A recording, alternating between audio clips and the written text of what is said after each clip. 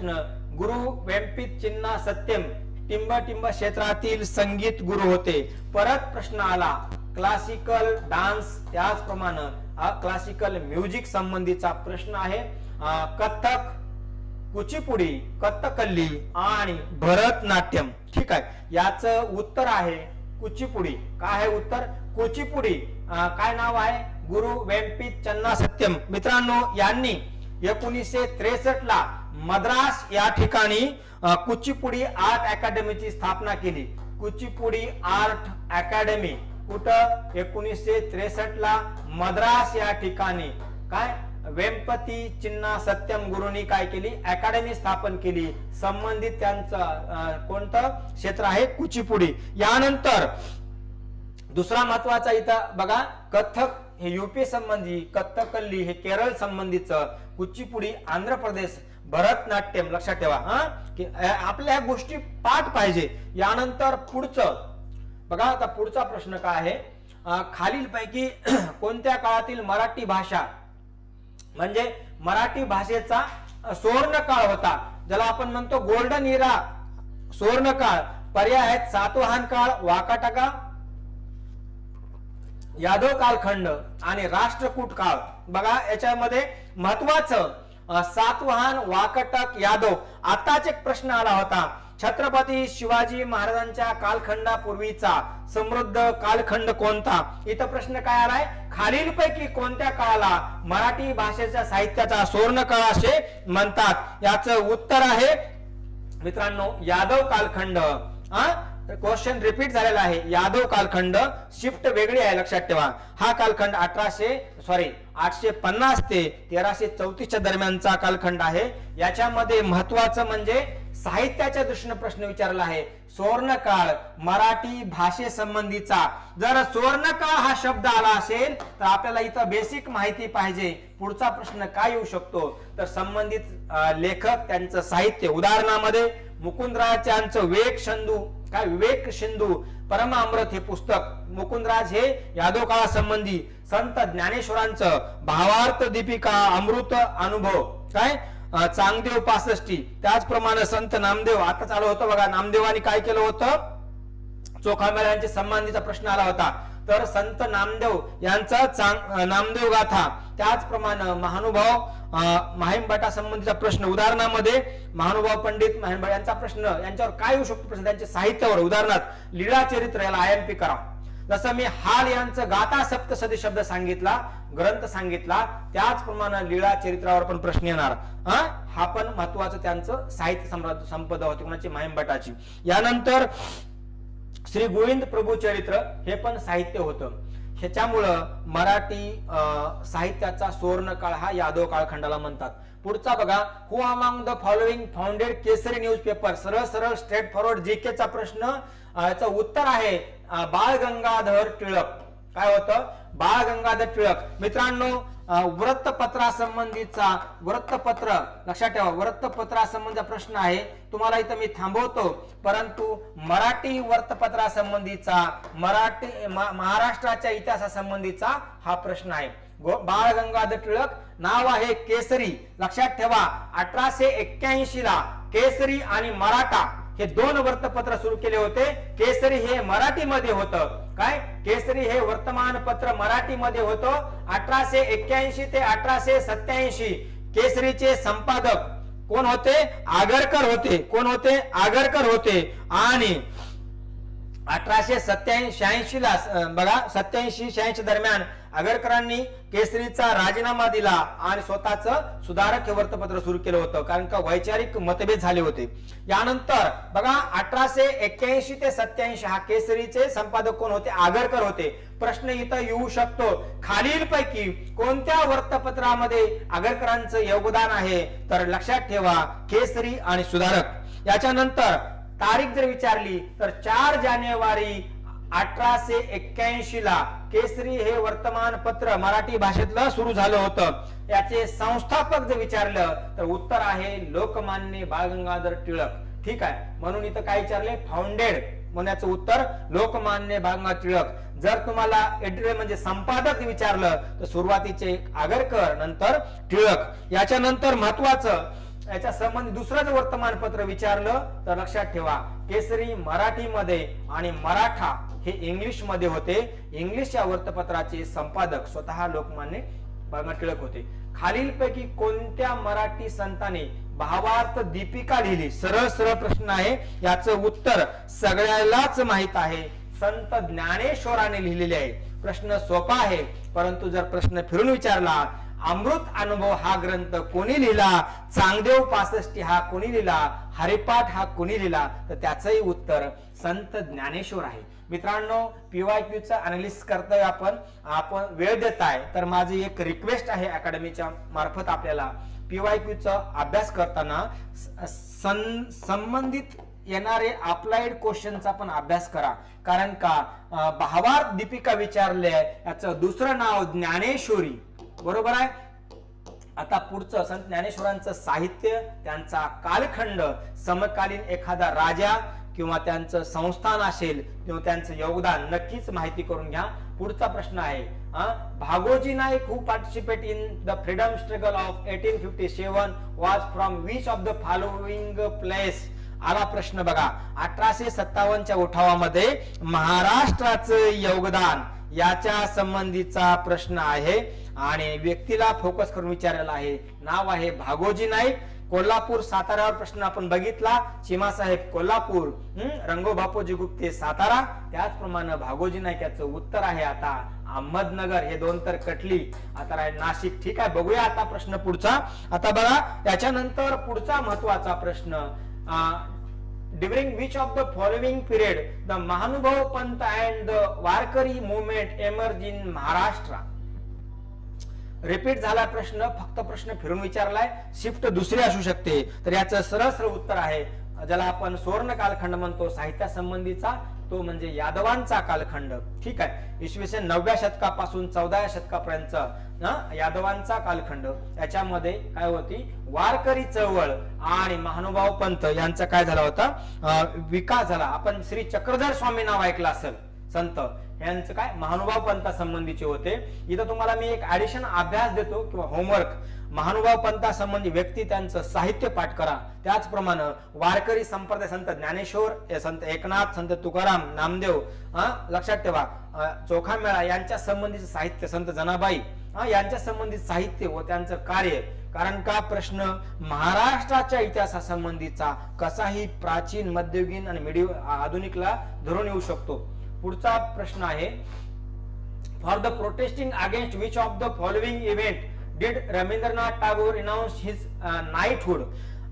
मराठीमध्ये बघा प्रश्न काय, रवींद्रनाथ टागोर यांनी आपली नाईटहुड पदवी, जे टायटल किंवा पदवी ब्रिटिशांनी दिली होती, ती त्याचा परित्याग केव्हा केला किंवा का केला? त्याचं का केला हा प्रश्न आहे. तर याचं उत्तर आहे 13 एप्रिल 1919 ला अमृतसर मध्ये जालियनवाला बाग हत्याकांड घडला होता.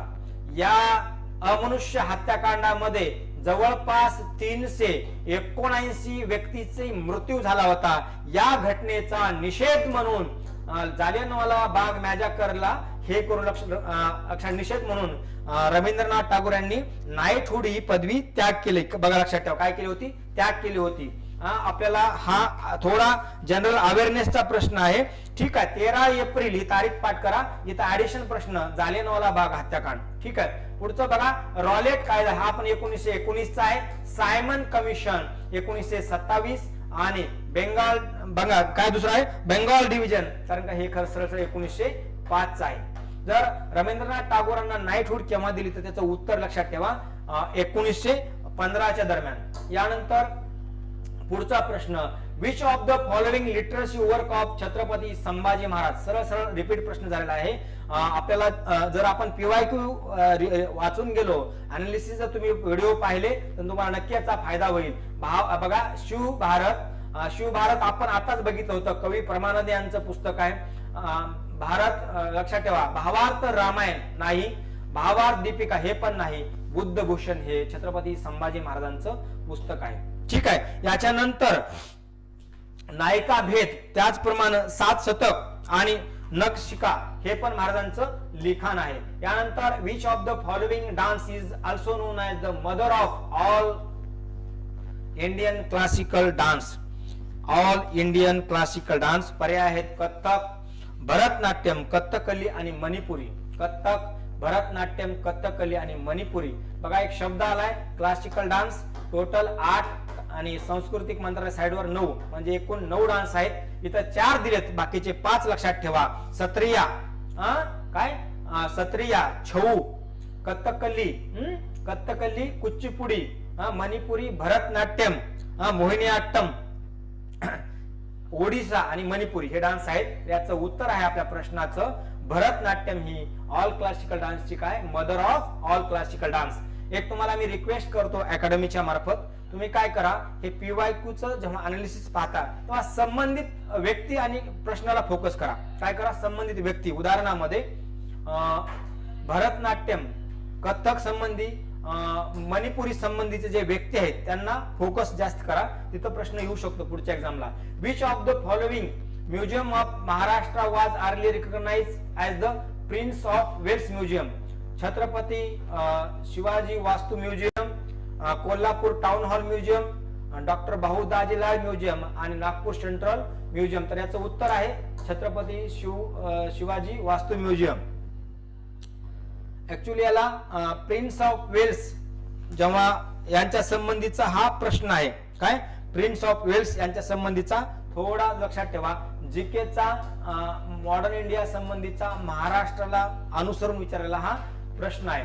खालीलपैकी कोणतं म्युझियम महाराष्ट्रामधलं त्याला पूर्वी प्रिन्स ऑफ वेल्स म्युझियम असं म्हणतात, त्याचं आज नाव छत्रपती शिवाजी वास्तू म्युझियम आहे मुंबई या ठिकाणी. त्याच्यानंतर which of the following Satavahana king defeat the शेका किंग ऑफ नहापान? नहापानाचा पराभव कोणी केला या संबंधीचा प्रश्न आहे. नहापान, याचं उत्तर आहे गौतमी पुत्र सातकर्णी.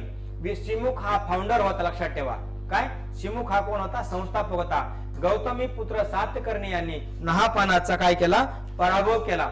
याच्यानंतर विच ऑफ बघा the Chakradhar festival held in which of the following state? सरळ सरळ हा महोत्सव शब्द पाठ करा, ज्याला आपण महोत्सव म्हणतो. महोत्सवासंबंधीचा प्रश्न आहे, याचं उत्तर आहे छत्तीसगड.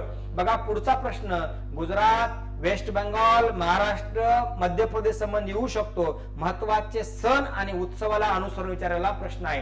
तर ह्याचं उत्तर आहे राजा, लक्षात ठेवा, चक्रधर सिंग यांच्या कालखंडा संबंधीचा, त्यांनी जे कार्य केलं होतं त्यांच्या संबंधीचा हा फेस्टिवल, लक्षात ठेवा, त्यांच्या संबंधीचा हा प्रश्न आहे. त्यांनी ज्या काही एखाद्या कलेला त्यांनी आधार दिला होता, जी कला पुनर्जीवित केली होती, त्यांना अनुसरून छत्तीसगड स्टेट मध्ये आज काय होतं? चक्रधर फेस्टिवल साजरा होतो. हा फेस्टिवल दरवर्षी गणपती उत्सवा दरम्यान म्हणजे सुरुवात होते, म्हणजे गणपतीच्या जे 11 दिवसाचा कालखंड आहे त्या याच्या संबंधीचा हा फेस्टिवल आहे. याच्यानंतर पुढचा प्रश्न आहे which of the following book वाज written by Bal Gangadhar Tilak in मंडालय prison? मंडालयाच्या तुरुंगामध्ये लोकमान्य बाळ गंगाधर टिळकांनी कोणता ग्रंथ लिहिला? याला अनुसरून प्रश्न आहे. कुठल्या मंडालयाच्या तुरुंगामध्ये? तर माझा प्रश्न आहे बाळ गंगाधर टिळकांना किती वेळा शिक्षा झाली होती? जर शिक्षा माहित असेल आणि का झाली होती आणि त्यांचे वृत्तपत्र आणि साहित्य माहित असतील तर बाळ गंगाधर टिळकांवर प्रश्न जाणार नाही. गीता रहस्य, गीतांजली, गुलामगिरी, आर्किटेक्ट होम इन वेदास. मित्रांनो हे 2 ग्रंथ लोकमान्य बाळ गंगाधर टिळकांचे आहेत. गुलामगिरी हा ग्रंथ महात्मा ज्योतिबा फुले, गीतांजली हा ग्रंथ ज्याला 1913 ला नोबेल पुरस्कार मिळाला. गीतांजली हे रवींद्रनाथ टागोरांचे आहे साहित्य. ठीक आहे. गीता रहस्य आणि आर्किटेक्ट ऑफ वेदास या दोन्ही पैकी उत्तर आहे गीता रहस्य. काय आहे उत्तर? गीता रहस्य हे उत्तर आहे. याच्यानंतर आता पुढचा which of the following Marathi संत रोट अभंग? संत नामदेव, संत ज्ञानेश्वर, संत तुकाराम, संत एकनाथ. मित्रांनो थोडा प्रश्न इथं वेगळा प्रकार विचारलाय, पर्यायामध्ये पण लक्षात राहू द्या. याचं उत्तर असं आहे which of the following Marathi संत रोट अभंग? तर मी तुम्हाला करेक्शन सांगतो, कदाचित माझं उत्तर चुकल किंवा नाही चुकल माहित नाही, पण टिप म्हणून लिहा की याचं उत्तर आहे ऑल. कारण संत नामदेवाने पण अभंग लिहिले, संत ज्ञानेश्वरांनी पण, संत तुकाराम आणि संत एकनाथ. लक्षात ठेवा जवळपास तुकाराम महाराजांची 5000 अभंग आहेत, लक्षात ठेवा. किती? 5000. संत एकनाथांच्या संबंधित प्रश्न आला तर भारूड, काय भारूड, ठीक आहे. याच्या नंतर खालीलपैकी कोणते विधान बरोबर आहे? पुलिकेशन पहिला यांनी 6व्या शतकात चालुक्य राजवंश सत्ता स्थापन केली. राजा शिमुखच्या काळात वातापी सातवाहनाची राजधानी होती. सरळ सरळ हा थोडा टफनेसचा प्रश्न महाराष्ट्राच्या इतिहासाला अनुसरून विचारलेला आहे. काय महाराष्ट्र इतिहासाला अनुसरून विचारलेला आहे? त्याचा पहिला उत्तर बरोबर आहे, दुसरं चूक आहे. कारण का? शिमुख म्हणलं की सातवाहन आणि राजधानी विचारले वातापी नाही, राजधानी वातापी नव्हती, लक्षात ठेवा. ठीक आहे. जर आपण पैठण, मी आताच बोललो होतो, प्रतिष्ठान ही त्यांची राजधानी होती. वातापीला दुसरं नाव बादामी पण आहे. तर याचं उत्तर येईल केवळ 1. याच्यानंतर पुढचं, खालीलपैकी कोण मराठी पुस्तक श्रीमान योगीचे लेखक आहे? हा आधुनिक महाराष्ट्राच्या साहित्य संबंधीचा जे प्रसिद्ध बुक आहे त्याच्या संबंधित प्रश्न पु ल देशपांडे, नामदेव ढसाळ, मिलिंद बोकील, रणजित देसाई. मित्रांनो, हे रणजित देसाई यांची श्रीमान योगी ही कादंबरी आहे. याच्यानंतर पुढचं, एशियाटिक सोसायटी ऑफ बेंगॉल ही कोणत्या वर्षी स्थापन झाली? वर्ष विचारले. 1804, 1784, 1823, 1796. तर याचं उत्तर आहे 1784. इथं मी तुम्हाला ऍडिशन आधुनिक भारताचं थोडं अनालिसिस चांगलं असल्यामुळे मी तुम्हाला सांगतो. इथं प्रश्न पुढचा येऊ शकतो. एशियाटिक सोसायटी ऑफ बेंगॉलच्या स्थापनेचा उद्देश काय होता? तर प्राचीन भारतातील साहित्याचा अभ्यास करणे हा उद्देश, तत्वज्ञानाचा अभ्यास करणे. इथं आणखीन एक प्रश्न, एशियाटिक सोसायटी ऑफ बेंगॉल याचे संबंधीचे व्यक्ती विचारू शकतात. तर विलियम जोन्स हे नाव पाठ करा. विलियम जोन्स हे एशियाटिक सोसायटी ऑफ बेंगॉल याचे काय होते? संस्थापक होते. विलियम जोन्स 1784 ला कलकत्ता या ठिकाणी 15 जानेवारी 1784 ला काय एशियाटिक सोसायटी ऑफ बेंगॉल याची स्थापना भारतातील तत्वज्ञान व साहित्याचा अभ्यास करण्याच्या उद्देशाने झाली होती. याच्यानंतर पुढचा प्रश्न, खालीलपैकी कोणते लेखक हे कुसुमाग्रज म्हणून ओळखले जातात? मित्रांनो, सरळ सरळ साहित्यासंबंधीचा आधुनिक महाराष्ट्र इतिहास संबंधीचा प्रश्न आहे. याचं उत्तर आहे बघा, विष्णू वामन शिरवाडकर. वि.वा. शिरवाडकर याचं उत्तर आहे कुसुमाग्रज. लक्षात ठेवा मित्रांनो, कुसुमाग्रज म्हटलं की यांच्या संबंधी आणखीन एक प्रश्न येऊ शकतो आपल्याला. यांना काय म्हणतात? कुसुमाग्रज असे म्हणतात. कोणाला? विष्णू वामन शिरवाडकर यांना. त्यांचा जन्मदिवस 27 फेब्रुवारी हा मराठी भाषा दिन म्हणून साजरा केला जातो. काय? मराठी भाषा दिन. हा पण प्रश्न येऊ शकतो. पुढचा प्रश्न, विष्णू वामन शिरवाडकर यांची एक कादंबरी आहे, याला दुसरा मराठी भाषेचा ज्ञानपीठ पुरस्कार मिळाला. हा पण प्रश्न येऊ शकतो. नाव आहे विशाखा. काय? विशाखा या कादंबरीला कुसुमाग्रजांच्या 1984-85 दरम्यान काय मिळाला? ज्ञानपीठ पुरस्कार. 1987 ला ज्ञानपीठ पुरस्कार मिळाला. डेट एकदा चेक करून घ्या. विशाखा. याच्या अगोदर ययातीला मिळाला होता. याच्या नंतर लेटेस्ट मध्ये हिंदू जगण्याची समृद्ध आडगळ या कादंबरीला पण काय मिळालेला आहे? पुरस्कार मिळाला आहे. कोणता? ज्ञानपीठ पुरस्कार. आता नाव आले बघा, कुसुमाग्रज. असेच आणखी 2-3 नाव आहेत. केशव सूत, केशव कुमार, प्रल्हाद केशव आत्रे यांना केशव कुमार असे म्हणतात. तर कृष्णाजी केशव दामले यांना काय म्हणतात? केशव सूत म्हणतात. ठीक आहे. याच्यानंतर पुढचा प्रश्न आहे, नाणेघाट या राजवंशाच्या काळात नाणेघाट किंवा नानाघाट असे म्हटले जात होते. सरळ सरळ याचा प्रश्न आहे, चालुक्य, राष्ट्रकूट, वाकाटक आणि सातवाहन. तर प्रश्नाचं उत्तर काय? सातवाहनाचा कालखंड. नागनिका, जिला आपण नयनिका म्हणतो, नागनिका किंवा नयनिका ही सातवाहना संबंधित स्त्री आहे. यांचं संबंधीचा हा प्रश्न आहे. त्याच्यानंतर इथं तुम्हाला लक्षात ठेवा, थोडं वास्तुकलेला, वास्तूमध्ये लक्षात ठेवा, अभिलेख याला अनुसरून विचारलेला महाराष्ट्राच्या इतिहास संबंधीचा प्रश्न आहे. पुढचा प्रश्न बघा, new dimension of Indian foreign policy या पुस्तकाचे लेखक कोण? New dimension of foreign policy, APJ Abdul Kalam, P V. Narasimha Rao, Atal Bihari Vajpayee, Shashi Tharoor. बघा, the era of darkness written by Shashi Tharoor. APJ Abdul Kalam यांचे पुस्तक तुम्हाला जवळपास माझ्या मते विंग्स ऑफ फायर अग्निपंख माहित आहे. पी.व्ही. नरसिंहराव माजी पंतप्रधान आणि अटल बिहारी वाजपेयी. लक्षात ठेवा हा पंतप्रधानासंबंधी प्रश्न आहे माझी, पण याचं उत्तर आहे अटल बिहारी वाजपेयी. यानंतर पुढचा महत्वाचा प्रश्न धर्मासंबंधीचा. जैन आणि बौद्ध धर्माचा तुलनात्मक अभ्यास या पुस्तकाचे लेखक कोण? रजन कुमार, नाथमल, दिवाकर मोहंती, ब्रह्मचारी प्रसाद. बघा जैन आणि बौद्ध धर्म याचा तुलनात्मक अभ्यास. इथे तुम्हाला ऍडिशन माहिती, बुक्स आणि त्याचे संबंधित लेखक आणि त्यांच्या संबंधित एखाद्या लेखकाच्या कादंबरीला भेटलेला पुरस्कार याच्यावर प्रश्न विचारलेला आहे. याचं उत्तर आहे ब्रह्मचारी प्रसाद. परंतु लक्षात ठेवा मी काय म्हटलं, बुक्स संबंधित व्यक्ती त्याचं पुरस्कार.